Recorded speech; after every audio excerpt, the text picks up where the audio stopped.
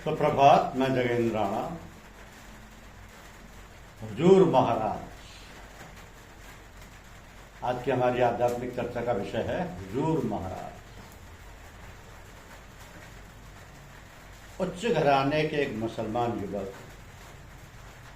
एक सुंदर स्त्री से प्रेम करते थे और चाहते थे कि वो ब्याह कर लें। वो युवक प्राय हुजूर महाराज के सत्संग में भी शामिल होते थे और उनसे अपनी इस मनोकामना पूरी होने के लिए आशीर्वाद प्राप्त करना चाहते थे, लेकिन संकोचवश उनसे कह ना पाते थे। एक रात्रि को लगभग 10 बजे का समय था। पूर्ण चंद्रमा प्रकाशमान था। सुंदर चांदनी में सत्संग हो रहा था। हुजूर महाराज अत्यंत स्वच्छ व सफेद कुर्ता, सफेद किश्तीनुमा टोपी और पायजामा पहने हुए थे। आंखों में सुरमा लगा हुआ था और बेटला चमेली के कुछ हार भी पास में रखे थे। हुजूर महाराज ने ऐसे सुहावने समय में अचानक अपनी सफेद दाढ़ी और मुंह पर बड़े नाज व अंदाज से हाथ फेरकर उन मुसलमान युवक से पूछा, हमारा तनिक इधर भी देखो, क्या वो औरत इससे भी ज्यादा हसीन है? हुजूर महाराज के इस मनमोहनी अंदाज से अकस्मात उन नौजवान के दिल पर ऐसा आश्चर्यजनक प्रभाव पड़ा कि वह हुजूर महाराज के चेहरे पर टकटकी लगाकर कुछ देर तक देखते रहे और फिर इस प्रकार शांत हो गए जैसे पत्थर की मूर्ति के सामने रखी हुई है। बस उसी क्षण से उस औरत की मोहब्बत उन नौजवान के दिल से निकल गई और हुजूर महाराज का प्रेम उनके दिल में समा गया। तो महात्मा रामचंद्र जी इस घटना को सुनाते समय प्राय एक जज्बी हालत में हो जाते थे और वो कहते थे कि मैं उस मौके पर हुजूर महाराज की खिदमत में हाजिर था और मेरे ऊपर एक ऐसी बिजली सी गिरी थी कि संभव था मेरी जीवन की लीला ही उस हुस्न हकीकी के दर्शन में समाप्त हो जाती। यानी वो ईश्वरीय सौंदर्य था। वो हालत मेरे जीवन का एक ऐसा रहस्य है जिसने फनाफिल शेख की हालत से आगे बढ़ाकर फनाफिल मुरीदी की नियामत से भरपूर कर दिया था। फनाफिल शेख का अर्थ है गुरुदेव से इतना प्रेम तथा उनमें इतना विश्वास होना कि अपने संपूर्ण जीवन तथा शख्सियत को गुरु में लय कर देना और बाहरी और भीतरी रूप में उसी के स्वरूप में ही रहना तथा अपने को पूर्ण रूप से गुरु के स्वरूप में मिटा देना। देखिए, फनाफिल मुरीदी से यह आशय है कि अपने गुरु को इतना रिझा लेना कि गुरु अपने मुरीद यानी शिष्य में स्वयं विलीन होकर रहे। ऐसे मुरीद को ही रूहानियत के क्षेत्र में मुराद कहते हैं और परमपिता परमात्मा की प्रेरणा और कृपा से ही कुछ बिरले होनहार संस्कारी मुरीदों को यह पद प्राप्त होता है। नवाब शमशाबाद के एक रिश्तेदार एक स्त्री पर मोहित हो गए थे और उनसे विवाह करना चाहते थे, लेकिन वो स्त्री तैयार नहीं थी। वो सज्जन हुजूर महाराज से सहायता लेने के लिए आए। आपने एक मंत्र बतला दिया और एक अभ्यास करने के लिए कहा। कुछ दिनों बाद उन सज्जन पर कुछ ऐसा प्रभाव पड़ा कि उस स्त्री से मोहब्बत का ख्याल ही उनके दिल से जाता और उसकी जगह पर हुजूर महाराज की मोहब्बत उनके दिल में बस गई। फलस्वरूप में हुजूर महाराज के हाथों बैठ हुए और अंत समय तक इस रास्ते में कायम रहे। ये थी हुजूर महाराज की आला रूहानी हस्ती जिसने बहुत सी जिंदगियों को तबाह होने से बचा लिया। महात्मा रामचंद्र जी ने एक बार यह फरमाया कि हमारे सतगुरुदेव हुजूर महाराज का यह हाल था कि वो चलते फिरते जिनसे भी दुआ सलाम का अवसर मिलता था अपनी आत्मिक तवज्जो उन सभी पर डाल दिया करते थे और फरमाया करते, अमा इसमें मेरा क्या जाता है। और सच में संस्कार पड़ जाता है। कभी ना कभी कहीं ना कहीं उभरे तो काम आएगा ही। परम पूज्य जनाब अब्दुल गनी खां साहब ने एक बार की घटना बतलाते हुए फरमाया, जहां 3 शख्स खड़े होकर नमाज पढ़ते थे वहाँ पर हुजूर महाराज ने देखकर कहा कि ये तो तुम्हारी जगह है और ये दोनों साहिबान की है। आपने अलग अलग नाम लेकर बता दिया। मैंने अर्ज किया, जनाब आपको ये किस तरह पता लगा? आपने फरमाया, मियाँ इसके जान लेने में कौन सी ऐसी बात है, जबकि इत्र फरोश बता देता है कि ये फला फला इत्र है। आपने एक शेर पढ़ा जिसका मतलब ये था कि किसी ने मिट्टी से पूछा कि तू बड़ी खुशबूदार है, तो उसने कहा कि मैं तो वही मिट्टी की मिट्टी हूँ, मगर वो बहुत खुशबूदार है जिसकी सोहबत में मैं रह रही हूँ या जिसकी सोहबत में मैं रही हूँ। ये उसकी तारीफ है, ना कि मेरी। इसी तरह पर तिल्ली जिसमें बसाई जाती है उसी की खुशबू आने लगती है। हुजूर महाराज के आखिरी वक्त में एक पंजाबी नौजवान पति पत्नी उनकी सेवा में उपस्थित हुए। हुजूर महाराज ने उन्हें चंद मिनट तवज्जो देकर कामिल कर दिया और इजाज़त भी दी। उस वक्त आप बीमार थे, इतने कमज़ोर हो गए थे कि 3 आदमी करवट टिबाते थे, परंतु उनकी आवाज़ सुनकर आप खुद उठ बैठे और गुंदिया के बाद खोल दिए। उनको इजाज़त देकर आप बोले, जाओ बस्ती में ना रहना, स्त्री को साथ रखना, ईश्वर तुम्हारा निर्वाह करेगा। फिर मैं कभी दिखाई नहीं दी। मुझे दत्ताजी महाराज ने एक दफ़ा का वाक़या हुजूर महाराज को सुनाया। हुजूर महाराज का कि एक बार आप मकान के बाहर सबके साथ बैठे हुए थे, रात 11-12 बजे थे, वक्त का पता ना चला। आपने अंदर से दूध मांगा मगर ना था। आप बाजार तशरीफ ले गए। वहाँ एक बूढ़े को निहायत नाजिश यानी अपवित्र हालत में सन्नाटे में बैठे देखा। आपके पूछने पर उसने कहा, चलने में मजबूर हूँ इसलिए बैठा हूँ। आप उसे घर तक पहुँचाने को तैयार हो गए। उसने कहा, आपके साफ और इस्त्री किए कपड़े खराब हो जाएंगे, मगर आपने एक ना सुनी और हुज्जत के बाद वो आपकी पीठ पर बैठा। आप जब उसको कब्रिस्तान पर लाए तो उसने कहा, मुझे यहीं उतार दो, बस यही मेरा मकान है, आगे नहीं जाऊँगा। उसने आहिस्ता से कहा, शाबाश बेटा, जैसा सुना था वैसा ही तुझे पाया। ये कहता हुआ वो गायब हो गया। एक दिन महात्मा रामचंद्र जी हुजूर महाराज के दर्शनों के लिए रायपुर को जा रहे, तो रास्ते में गाय चल रही थी। किसी कारण से वह गाय भड़क गई और सब तरफ से महात्मा जी पर हमला कर दिया। वहां पर कोई आदमी भी आपकी सहायता को ना था। हाथ में केवल एक कमजोर छतरी थी, मौत निश्चित थी। आपने अपना अंत समय जानकर आंखें बंद कर ली और अपने गुरुदेव हुजूर महाराज का ध्यान करने लगे। जब आपने आंखें खोली तो देखा कि उनके हाथ की छतरी खुली हुई थी और गाय एक तरफ को भागी जा रही थी। आपने परमात्मा को धन्यवाद दिया और हुजूर महाराज की खिदमत तक पहुंचकर सारा हाल उनसे अर्ज किया। हुजूर महाराज ने फरमाया, परमात्मा को धन्यवाद दो, ये सब उसी की दया थी। महात्मा रामचंद्र जी नित्य संध्या को दफ्तर बंद होने के बाद कायमगंज से रायपुर हुजूर महाराज के दर्शनों के लिए जाते और रात को लगभग 10 बजे वापस आते। तो रायपुर और कायमगंज के बीच 4 मील की दूरी है। ये उनका नित्य का नियम था। एक दिन बहुत जोर की वर्षा आरंभ हो गई। चारों तरफ काले बादल छाए हुए थे, सब और अंधेरा ही अंधेरा था। हाथ को हाथ नहीं सूझता था।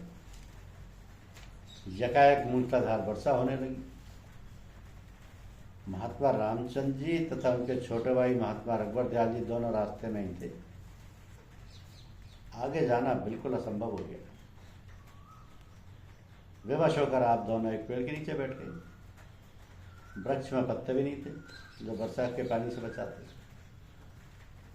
आपने अपने छोटे भाई महात्मा रघुवर दयाल जी सच्चा जी महाराज से फरमाया, आंखें बंद कर लो और परमात्मा का ध्यान करो, और ये ध्यान करो कि वर्षा हो ही नहीं रही है। आप दोनों इसी ख्याल में बैठ गए और थोड़ी देर अपने आपे से बेखबर हो गए। कुछ देर बाद जब आंखें खुली तो क्या देखते हैं कि चारों ओर पानी पानी भरा हुआ, लेकिन जिस जगह आप दोनों बैठे हुए थे वो जगह बिल्कुल सूखी थी। जब आप दोनों रायपुर पहुंचे तो हुजूर महाराज ने पहला प्रश्न यही किया कि तुम लोग भीगे तो नहीं। आपने सारा हाल निवेदन किया। हुजूर महाराज ने फरमाया, जिस पर परमात्मा की कृपा होती है प्रकृति की शक्तियां भी उस पर कृपा करती हैं। फिर फरमाया, तुम लोग इस वर्षा और तूफान में भी आ गए। वर्षा और तूफान भी तुमको मेरे पास आने से न रोक सके। तुम्हारा विश्वास और प्रेम अथाह है, मैं तुमसे बहुत प्रसन्न हूँ। परमात्मा तुम दोनों पर सदा अपनी विशेष कृपा और दया दृष्टि रखे।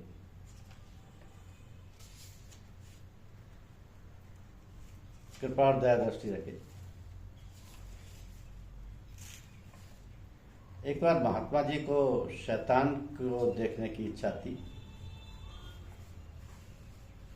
इच्छा करने की देर थी कि हजरत शैतान फौरन तशरीफ ले आए। अत्यंत बूढ़े, सफ़ेद दाढ़ी, बिल्कुल दुबले पतले, कमर झुकी हुई, कमज़ोर और दुर्बल, ऐसे कि रंग पीला पड़ा हुआ, एक लकड़ी हाथ में टेकते, फटे पुराने कपड़े पहने हुए आपदा। लेकिन खैरियत से उन संत साहब के पीछे ही चुपचाप बड़े अदब से खड़े हो गए, सामने नहीं आए, बल्कि यहाँ पर बुजुर्गों का ख्याल कर गए। माता जी ने पूछा, हजरत आपके नाम की इतनी धूम है और आप इस सूरत में, आपका सिक्का दुनिया में चल रहा है, लेकिन आप इतने दुबले, कमज़ोर, मानो खाना भी ठीक ठीक नहीं खा मिलता है। हजरत शैतान साहब ने जवाब दिया, माशा जी इन सब बातों के वजह न पूछिए, ये सब हमारी अपनी जातियों के नतीजे हैं। और वो ये कि दुनिया में मेरे शागिर्द व चेले इतने बड़े हैं कि इन्होंने हमारा काम बहुत कुछ बटाना शुरू कर दिया है। लेकिन जब होते होते तादाद बहुत बढ़ गई और वो सब शिष्य उस्तादों के कान काटने लगे तो चारों तरफ उन्हीं का दौरा दौरा हो गया और उनका जमाना जोरों पर चल रहा है। हमसे बूढ़ों का कोई पूछता नहीं, इसलिए सरकार हमको इस हालत और सूरत में देख रहे हैं। आखिरकार आप ही की सी रहमदिल हमदर्द पाक हस्तियों के सहारे और पीछे अपना गुजारा करते और वक्त काटते हैं। अब कहीं ठिकाना नहीं, क्योंकि अब हर जगह हमारे शागिर्दों का दौरा दौरा है। महात्मा जी ने पूछा, हजरत क्या सब तजुर्बात और भेद आपने उन सब शिष्यों को बता और सिखा दिए? हजरत शैतान ने जवाब दिया, हुजूर अगर ऐसा कर डालता तो आज आप हजरत के पीछे खड़े रहने की चाल को भी खो बैठता और वही हाल होता जो शेर ने अपनी मौसी बिल्ली के साथ किया था। महात्मा जी इस पीछे पड़े रहने की चाल के दोमानी फिक्रे को सुनकर एकदम चौंकी पड़े और फरमाया, हजरत आप खूब दुनियादारों के साथ अपने शागिर्दों से काम निकाल रहे हैं और आप खुद फकीराना वेश बनाकर मालिक के प्रेमी और भक्तों के पीछे डंडा लिए पड़े रहते हैं। और फिर आपके साथ तजुर्बेकार शैतानों का पुराना उस्ताद, वल्लाह आप माफ़ कीजिए, हम आपकी मुलाकात संगत और हमदर्दी से बाज आए। आप खुदा के वास्ते हमारा पीछा छोड़िए। शैतान रोने लगा, कहने लगा, आप हजरत के सामने तो मैं हो नहीं सकता, क्योंकि आपके निगाह और दिल के सामने हमारी गुजर नहीं। अगर हम अपना कुछ भला कर सकते हैं तो हुजूर के पीछे ही रहकर। अब इस बुढ़ापे में जो हिम्मत और उम्मीद बंधी थी आपके हुक्म से टूट रही है, और कहीं ठिकाना और गुजर ढूंढना होगा। महात्मा जी ने कहा, अच्छा इतनी देर की संगत का कुछ फल निकालना चाहिए। क्या हमको आप अपने तजुर्बे से बता सकते हैं कि आपका कब्जा संतों और महात्माओं पर भी हो जाता है और किस तरह? तो हजरत शैतान ने बयान किया, जी हाँ, लेकिन खास खास मौक़ों पर। और वो ये है कि जब बिना ईश्वर की याद और प्रेम के नशे के बिना भोजन किया जाता है और तवज्जो सिर्फ खाना खाने और उसके स्वाद और खूबियों पर ही लगी होती है, क्योंकि उसी वक्त जब तवज्जो महव होती है, मैं अपनी तवज्जो निहायत सूक्ष्म तौर पर उसी में शामिल कर देता हूँ और वो तवज्जो उस खाने और तवज्जो के किमाम में जाकर रस बस जाती है। दूसरा, जब किसी का गाना सुना जाता है, जब सुनने वाले की तवज्जो किसी तरह पर उस गाने के आनंद में डूब जाती है, बस वही वक्त हमारे काम का होता है। बड़ी आसानी से उसी वक्त उस गाने वाले के भीतरी भावों में अपनी तवज्जो का रंग और बल पहुंचा देता हूँ कि सुनने वाले की तवज्जो चूंकि उधर लगी और जमी होती है, इसलिए इसके द्वारा मेरा असर उसके अंदर तक गहराई तक पहुंच जाता है और फिर धीरे धीरे मन और बुद्धि में वही रंग ढंग ठीक समझ पड़ता है। लेकिन जब कोई ईश्वर प्रेम में दिल लगाए हुए सुनता है तो मेरा बस नहीं चलता है, अगर जाग चूका मेरा दांत चल जाता है। जब कोई पुरुष किसी स्त्री से बातचीत करता है तो जहां उससे निगाह मिली या निगाह मिलाकर बातचीत की कि झट मेरा तीर वहीं उस स्त्री की निगाह द्वारा उसके अंदर चला जाता है और फिर धीरे धीरे मन और बुद्धि की वही बात भली बात मालूम होने लगती है जो उस तीर की मंशा होती है। लेकिन जो ईश्वर प्रेम में दिल लगाए हुए है, वहां मेरा बस ऐसी दशा में मुश्किल से चलता है। यद्यपि दो बातों की उपेक्षा ये ईश्वरीय याद में भी मेरा तीर कभी कभी चल जाता है। जो लोग ईश्वर की याद भूलकर दूसरों से मुखातिब होते हैं, मिलते जुलते हैं, बातचीत करते हैं, तो वहां भी मेरा मौका रहता, मेरी तवज्जो दूसरे पर लगी रहती है। मेरा काम उस दूसरे की तवज्जो द्वारा झट बन जाता है और बंदा अलग खड़ा रहता है। जब बिना कोई ईश्वर की याद में दिल लगाए हुए सोता है तो मुझे बहुत ज़्यादा मौका मिलता है और खूब मज़े के साथ रंग रंगा कर काम करता हूँ। उसका कुल चिट्ठा धोकर अपना मसाला देकर स्वांग करता हूँ और कुछ दिनों में वो दूसरे काम का मुश्किल से ही रह जाता है। महात्मा जी ये सुनकर बहुत रोए और मालिक के दरबार में गिड़गिड़ाकर प्रार्थना करना शुरू की और हजरत शैतान साहब का शुक्रिया अदा करते हुए उनसे उनकी क्षमा खरोशी की माफ़ी मांगकर वापस किया और आप एहतियात की ज़िंदगी बसर करने लगे। यह शैतानी ताकतें जहाँ भी मौका देखती हैं साधकों की साधना पर बहुत बुरा असर डालती है। इसलिए कहा गया है कि ना कुछ हंस के सीखे हैं ना कुछ रो के सीखे हैं, जो भी थोड़ा सा सीखे हैं किसी के होके सीखे हैं। दो ही शर्तें हैं वफा की, आजमा कर देख लो, या तो बन जाओ किसी के या बना कर देख लो। बेखुदी छा जाए ऐसी दिल से मिट जाए खुदी, उनसे मिलने का तरीका अपने खो जाने में है। धन्यवाद।